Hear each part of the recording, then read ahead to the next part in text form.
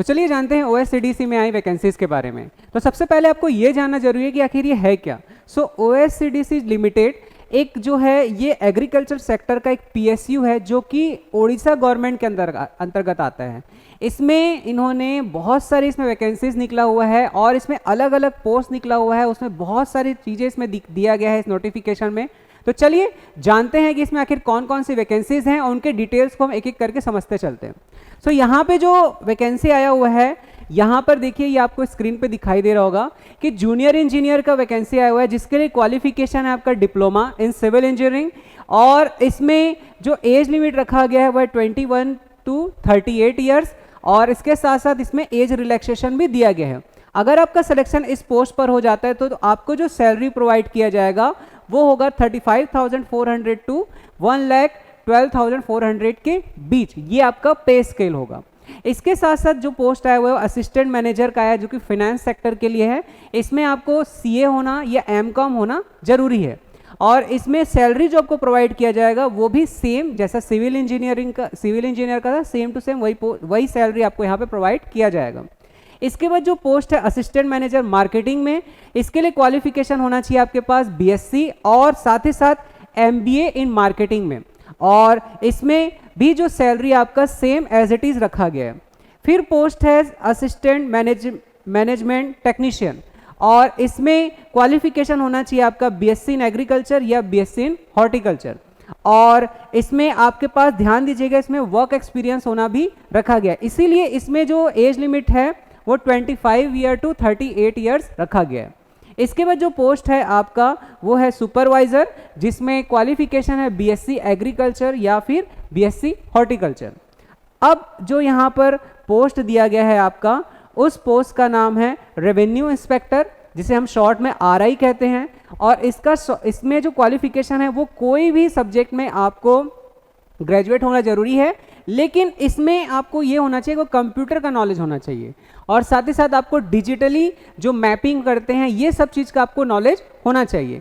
इस पोस्ट में सेलेक्ट होने पर आपको जो सैलरी प्रोवाइड किया जाएगा वो होगा 35,000 to 1,12,400 के बीच और इसके बाद जो पोस्ट है वो है अकाउंटेंट जिसमें क्वालिफिकेशन रखा गया है BCom, लेकिन इसमें ध्यान दीजिएगा कि डिजायरेबल क्वालिफिकेशन है इंटर CA या ICWA और साथ ही साथ आपके पास 2 साल का वर्क एक्सपीरियंस होना चाहिए, लेकिन ये वर्क एक्सपीरियंस जो है कंप्यूटराइज अकाउंटिंग का होना चाहिए, यानी कि आपको कंप्यूटर में अकाउंटिंग का वर्क आते रहना चाहिए।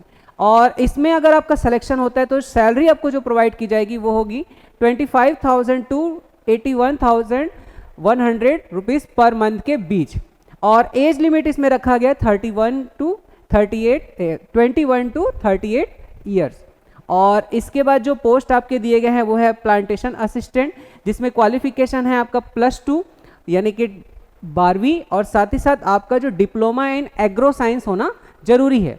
इसमें जो सैलरी रखा गया है सेलेक्ट होने के बाद वो है 19,000 to 63,200 रुपीज़ पर मंथ।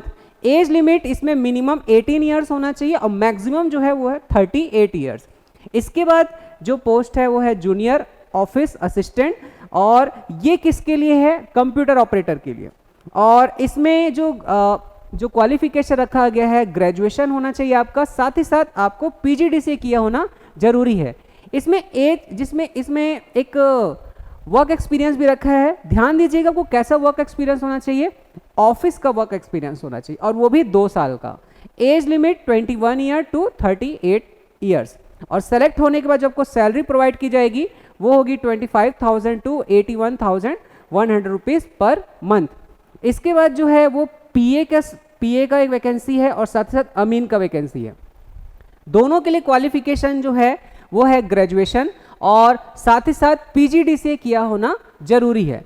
इन दोनों के लिए जो सैलरी प्रोवाइड किया गया है, जैसे कि यहाँ पर्सनल असिस्टेंट की सैलरी होगी 25,000 टू 81,000 पर मंथ और जो अमीन की सैलरी होगी वो 18,000 टू 56,000 पर मंथ के बीच आपको प्रोवाइड किया जाएगा। इसमें जो PA के लिए ध्यान दीजिएगा, PA में आपके पास 2 साल का वर्क एक्सपीरियंस होना चाहिए और ये ऑफिस से रिलेटेड आपके पास वर्क एक्सपीरियंस होना चाहिए। सो ये सारे जो हैं इसमें पोस्ट दिए गए हैं। इसमें हमने देखा कि क्या क्वालिफिकेशन है, क्या एज लिमिट है और अगर आपका सिलेक्शन होता है तो आपको क्या सैलरी प्रोवाइड किया जाएगा। अब बात करते हैं कि सेलेक्ट कैसे होंगे आप।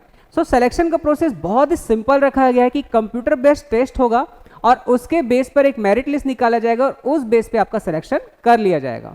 तो बिल्कुल ध्यान दीजिए इसे, अगर आप इन पोस्ट के लिए एलिजिबल है तो इसे बिल्कुल भी मिस मत कीजिए, क्योंकि ये गवर्नमेंट सेक्टर का ही एक जॉब है और ये PSU है, यानी पब्लिक सेक्टर यूनिट है। तो एक अच्छा एक ग्रोथ का एक आपके पास मौका मिलेगा, कैरियर ग्रोथ भी इसमें अच्छा मिलेगा। तो इसे देखिए और ध्यान दीजिएगा, इसमें अप्लाई करने का लास्ट डेट है 26 अगस्त 2022। तो इसे फील कीजिए और ऐसे ही इंफॉर्मेटिव वीडियोस को पाने के लिए साथ ही साथ हमारे चैनल को फॉलो भी करते रहिए। और अगर आप चाहते हैं कि आपसे कोई भी वीडियोस मिस ना हो तो हमारे टेलीग्राम चैनल को भी फॉलो कीजिए, same name with same logo. Thank you.